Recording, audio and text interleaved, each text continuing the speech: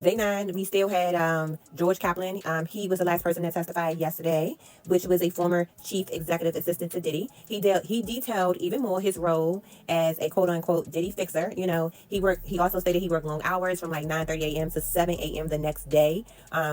Again, he booked hotel rooms and stuff like that. He set up the hotel rooms for Diddy when he would travel.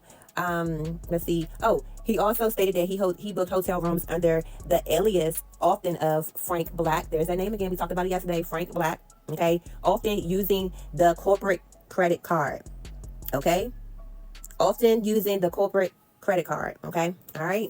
So that's one thing that stuck out to me. We're gonna get back to that. Okay.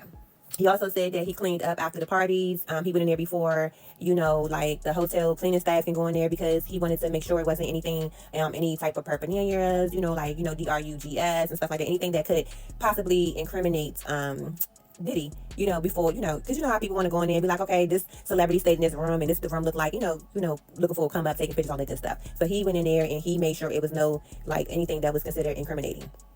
Okay. He also testified that he picked up DRUGS from a dealer in Miami for Diddy a couple of times, but he didn't know exactly what it was until actually everything transpired, and he realized that it was actually he was on a DRUGS run. Okay, he testified in regards to a 2015 incident where he saw Diddy assault Cassie on a plane. He also stated he did not intervene because he did not want to be blackballed in the industry, and he was young. He was only like 23 in the industry, and he was young. He was only like 23, and he was just starting his career, blah, blah, blah, blah, blah. So he didn't intervene, okay? And nobody else on the plane intervened at all either. Then he also stated about another incident where he saw Diddy throw a decorative apple, decorative green apple or fake green apple at Gina, old girl Gina that's missing. We don't know where she at. I don't know. Has she been found yet? Yeah, so anybody heard where Gina at? I ain't heard, like I said, yeah, so he also detailed the incident in regards to Diddy throwing a green apples at Gina, like 3 green apples, decorative green apples, okay? He also reported, I don't think he mentioned if the green apples actually hit her or not, but yeah. But he reported that incident to Miss KK, there you go, KK name come up again, who he said, hey, Frenchie, who he said did absolutely nothing. So, okay, so he reported it, KK didn't do nothing, okay, boom. So he said after that incident, after witnessing the incident with Gina, that was like the final straw, he ended up, he left after that. So that's what he testified. What have I missed today from the, he was testifying about, all the criminal stuff that, Diddy had him do, and the 2 different incidents in regards to it. He saw, violence that, what Diddy did violence against Cassie and also Miss Gina. Okay, so but let's get into the real, his testimony was good because I'm gonna say his testimony definitely corroborated in regards to like the enterprise thing and also him having do his little dirty work and stuff like that. So he definitely testified on that behalf. As far as in my opinion, I feel like it was corroborated from his testimony, and yeah, but that's just me. I'm not a juror, but that's just me.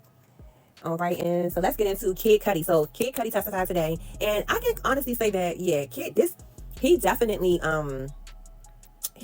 set the stage in regards to the setting out the RICO in regards to one, kidnapping, and also the arson on his vehicle. Okay, so let's just get into Kid Cudi recap. So basically, he arrived at this is interesting, y'all.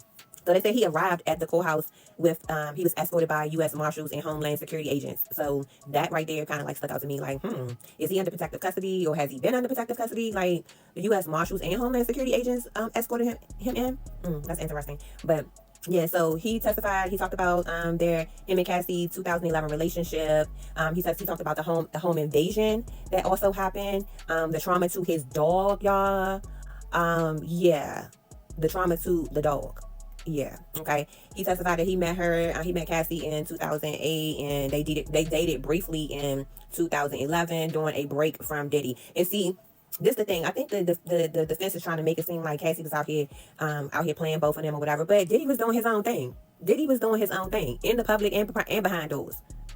So why you trying to make it seem like this girl was out here playing both these grown ass adult ass men? Diddy was doing his own thing. He was, had Kim and whoever else on the side. So even if she was dealing with both of them, he was doing his own thing. So what difference does what difference does that make? Thank you, Black producer, because I'm just trying to understand, trying to make the woman like she like a floozy out here when he was out here doing, and then not only that, he out here being jealous about another man when he out here got her doing these God knows what things with these sex workers, but she can't have no friend on the side. Get out of here. But anywho, that's what kind of like stuck out to me with like the defense trying to make it seem like Cassie this mastermind behind this whole thing, this stuff, and she's the mastermind and she played both of them. Poor Diddy. Like, get the fuck out of here. But anywho, but yeah, so he started he testified about how they briefly dated during a break from Diddy. So in December of 2011, he testified that Cassie called him about 5 or 6 a.m., which Cassie called Diddy about, I'm sorry, Kid Cudi about 5 or 6 a.m. that morning in 2011. December 2011, Cassie called Cudi, and according to how he explained it, she was clearly distraught or whatever, and he was looking. She was clearly distraught in Diddy finding out about their relationship. So he ended up going to go pick her up because she was worried or whatever. So anywho, long story short, Diddy's assistant, Capricorn, ended up calling Cudi to tell him that Diddy was at his house and he had forced her to go along to the house. Now, this is the same incident when the time of the home invasion, okay? So allegedly, well, this is what he testified. He said when he got there to the house, nothing looked like it was no breaking and entry or anything like that. But he left the door open because of the dog sitter. He was letting, I guess the dog sitter was supposed to come in, whatever. Anywho, so the dog sitter, he see that somebody has been in there, Christmas gift has been open, stuff like that. Okay. Then he noticed that the dog was locked in the bathroom. Okay. Now the defense tried to make it seem like, oh yeah, hey, Sunshine. Yep, in the bathroom. So defense tried to make it seem like, oh well, okay, like that was something normal, whatever. He said, no, my dog is allowed to freely roam around the house. So that, they asked him about cameras, and he said, yes, I had cameras, but they were not working. And they was like, oh, okay. He said they were turned away. So I guess I guess he's trying to imply, yes, Queen Elizabeth, that somebody moved the cameras, turned the cameras away as though they couldn't be seen on the cameras. Okay. So that happened in December of 2011. Okay. All right. Now remember I told y'all that Capricorn Clark was the one who called him, and he said that she was sounding like she was in tears. Now I don't know if y'all remember, it was a phone interview with Suge Knight, and he was talking about Diddy, and he also mentioned how Diddy had beat up one of his assistants, and he mentioned that it was Capricorn Clark and that he had beat her up so bad. Yes, she needs to testify. I think she's going to testify, but I think she's under an alias. I don't know, but he basically said that Diddy found out that Capricorn Clark, let me just say CC because I'm getting all tongue tied. CC was she knew about the whole Kid Cudi and Cassie sister. They're only damn C's. Kid Cudi and Cassie situation. So he got mad at her and beat her up real bad. And somebody from Interscope actually paid her off so as though she couldn't talk. I guess not couldn't talk, but paid her off not to talk and press charges against him. Okay, so yeah, so it's just interesting how all of these pieces are starting to connect. So based on his testimony and based on what Suge Knight said in regards to the whole Capricorn Clark incident about her getting beat up in regards to by Diddy, in regards to her knowing about the whole situation, this can probably, yeah, as far as like everything lines up as far as like the time frame. Okay, the time frame. So if yes, it's very hard to believe, but it's like it's like a, I don't know, it's like a wild movie, like a wild mobster kind of like movie. It's wild. But so if everything lines up, hey. So if the time frame lined up and she called him, this must have been the time when she was, I guess, beaten and forced to go to go along with everything and go to Kid Cudi house. Hey, Chantel. Yeah, and forced to go to Kid Cudi house to whatever. Ooh, this is a lot, y'all. It's a lot. Today was just, as far as like Kid Cudi testimony, this was like, okay, yeah. I can't. So this is before the car fire. So that was December of 2011. So then he goes on to testify about,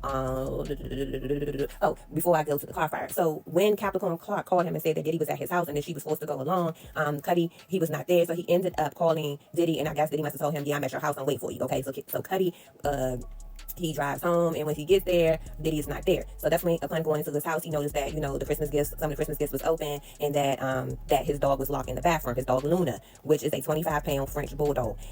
He also noted, that it was no forced entry. He said that the dog was left in the bathroom. He was locked in the bathroom. He also stated that the dog experienced trauma from the incident. He took the dog to the vet, and the vet noted also that the dog had experienced some anxiety and weight loss, and that basically the dog was left permanently scarred. I'm like, what the hell did he do to the dog? What did he do to the dog? What did he do to the dog, y'all? So anywho, that was the incident with the home invasion. Then he testified about the car fire. Shut up, Fee. Now he baby order him. I hope not. I mean, if that's, yeah. If you implying what I think you implying with that, Frenchie, it was a month after in January. So he spoke about the car incident. There was a Molotov cocktail that was thrown in his Porsche. The roof was kind of like slit open where the Molotov cocktail was thrown in. But get this, y'all. So the defense also asked them in regards, so I may be jumping ahead, that they found female fingerprints were found in the car when tested. So I don't know. I don't know. I don't know. Who could that be? Okay. But the fire report confirmed that it was definitely intentionally set. A couple of witnesses, as far as like, I guess, known in the industry, they witnessed that that Diddy bragged about setting Cudi's car on fire. Okay. So apparently, Diddy wanted to have a meeting, and Kid Cudi agreed, and they ended up meeting up at Soho House in LA. Diddy said he wanted to talk about Cudi's and Cassie's relationship, and basically he just said that was his girl, and Cudi was like, well, I thought y'all was broken up. I thought everything was, it was a go, it was good or whatever, but Diddy wasn't having it. But I'm like, how are you in your feelings and you doing all this over her, but yet you allowing her? I guess because it's a control thing. I guess because he's not in control of the situation. That's the only thing I can think of it. Because I'm like, you allowing her to go through all this stuff and do all this stuff, like, it's definitely, it have, yeah. Yeah, so then he also asked them when they had that meeting, he asked them, he said, okay, I guess they shook on and it was good or whatever. He asked them, okay, so what about my car? He said, did he deny? He was like, I don't know what you're talking about. So did he deny anything about the car? He also stated that after meeting with Diddy, Cudi, he broke up with Cassie because he was just like, it's just too much. He was like, fuck this shit. It's just too much. It's too much drama. It's too much violence. And he just was like, he feared for Cassie's safety and also his safety as well. And I'm like, he probably was like, you know what, fuck this. Like, this too much. It's just too much. Because, like, you blowing up, you breaking, you got people, you walking into my house, you traumatizing my dog, you setting my shit on fire, you got people throwing Molotov cocktails at my car. You doing too much. You doing too much, like, too much. So, yeah, he said, you know what, Cassie, I wish you well, peace out, whatever.